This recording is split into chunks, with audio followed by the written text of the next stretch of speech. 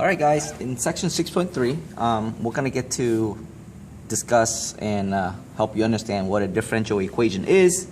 A differential equation is an equation that contains the derivative. So for example, a typical differential equation would look something like this.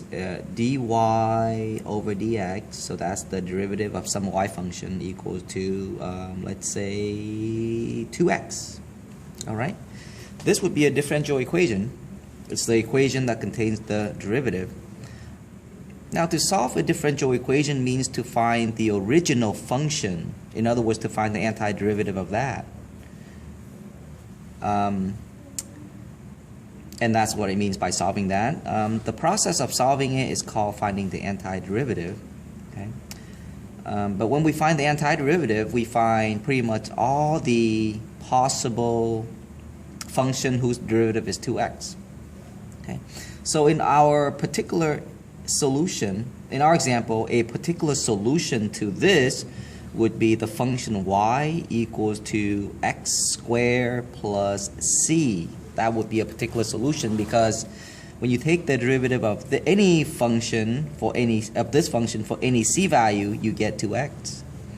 Now, if we want a unique solution to a differential equation, in other words, if we want a unique antiderivative, then we would need one additional information called either the initial condition, okay, or a given point, given condition. Okay. This eliminates that c value. So, for example, let's solve a few differential equations. This is a typical differential equation that I gave you as an example earlier. Here is our initial condition. We know that if this is the derivative, then the antiderivative is basically of 2x is going to be the function to x squared plus c, right? That's the antiderivative of 2x, which is x squared plus c.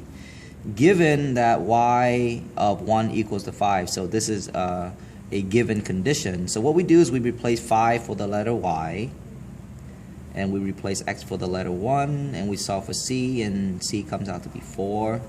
So our unique equation that we're looking for is x squared plus 4. That is the unique solution for this particular differential equation with that specific condition. Okay. Here is another one. Dy dx equals to sine.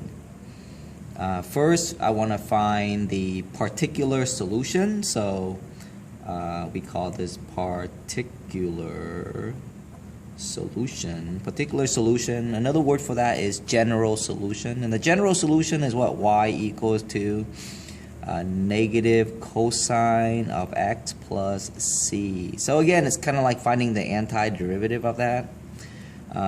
Given the initial condition, we can boil the particular solution down to a unique solution. So the initial condition, which is y0 equals to 2, implies that you got 2 equals to negative cosine of 0 plus c. So 2 equals to negative 1 plus c. So c equals to 3. And therefore we got a unique solution. And that unique solution is y equals to negative cosine of x plus 3. Alright? So particular solution, and then unique solution if you have a initial condition. In the first two examples, our differential equation only contain a specific variable, which is the variable x. If the differential equation contains two variables, in other words, x and y, we would need to solve it using a method called separation of variables. Separation of variables. This method involves This method involves separating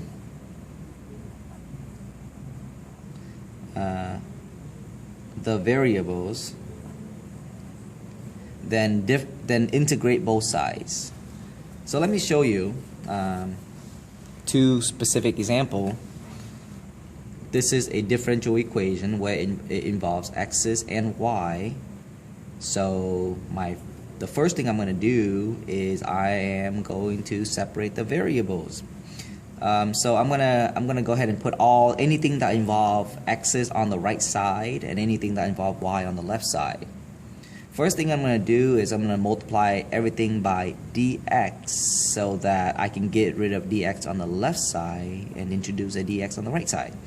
So so if I multiply both sides by dx, here's what I'm gonna get. I'm gonna get dy equals to x squared root y equals times dx. So multiply both sides by d sub x. Okay? Now I need to separate all the y's. I'm going to move all the y's to the left side. And in order to do that, all I have to do is divide both sides by root y. So dividing both sides by root y, here's what I'm going to get. I'm going to get 1 over root y dy is equal to x squared dx. Right, so divide both sides by square root of y, because I want to move all the y on the left side and I want to move all the x on the right side. The third thing I do is once you have separated the variables, then you integrate both sides. So I'm going to go ahead and write this down one more time. Okay.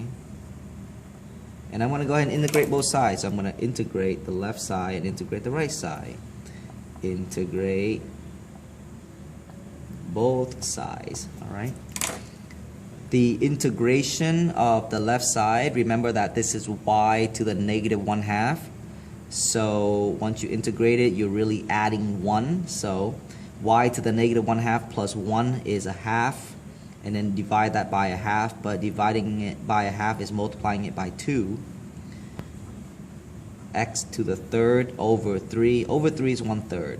Okay, plus your c. That's your c. Okay. All right. So remember, we're trying to solve for y. So then the next step is to try to isolate y. To do that, we divide everything by 2. So y to the 1/2 equals to 1 over 6x to the third plus c, a different c. All right, we call it c1 now because the c is now divided both sides by c. And then we raise both sides to the second power. So you go ahead and you raise both sides to the second power. If I raise both sides to the second power, which looks like this,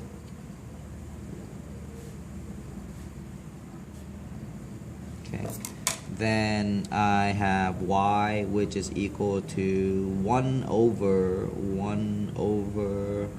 6x cubed plus c squared. And so I have solved for y. Alright? Awesome. Solving it by separation of variable. This one we did it without an initial condition, but the only way for us to accomplish this problem is by separating the variables first. Now one note I'm going to make is I could have just called in this second constant the letter c again if I wanted to, because it's still just a constant. Alright, so that's a note that I want to make for that problem. Let's go to number 4. Solve this by separation of variable, and here we got a initial condition. So I'm going to do number 4 without writing the steps down as I did to number 3. First thing I do is I multiply everything by dx. So I got dy is equal to minus 2x y squared dx because I multiply everything by dx. Next thing I do is I divide both sides by y squared. So I got 1 over y squared dy is equal to minus 2x dx. Okay. The next thing I do is I integrate both sides. So I integrate, remember that this is y to the negative 2. Okay.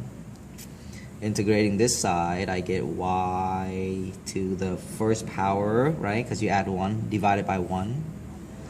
Integrating this side, I get negative 2x squared over 2 plus c. Notice that cancels out. So y equals to negative x squared plus c.